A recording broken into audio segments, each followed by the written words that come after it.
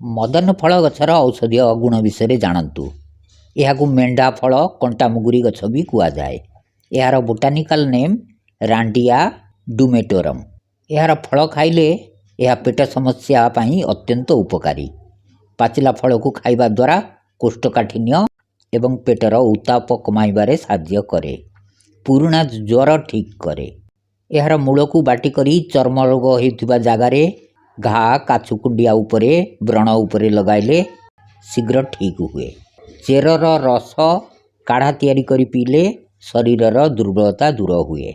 घा सुखिया पाई यार पत्र को बाटी करी घा उपरे लगाइले लाभ मिले। मदन फल शरीर कफ एवं विषाक्त पदार्थ बाहर करे।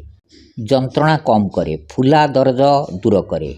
यह शरीर रे गंठी या शरीर रे ट्यूमर एवं अन्यान्य प्रदाह कम करिबारे साहाय्य करे। हजम शक्ति वृद्धि करे। पेट फुलिबा गैस समस्या रक्षा करे। थंडा काश श्वास आस्थमा भली श्वासक्रिया रोग रे प्रभावशाली। यह पेट जंत्रणा पेट फुलिबा समस्या पेटर कुर्मी को मारी दिए। महिला मानकर ऋतुस्राव समय रे पेट जंत्रणा एवं पेट भीतर फुला दरज कम करिबारे लाभदायक।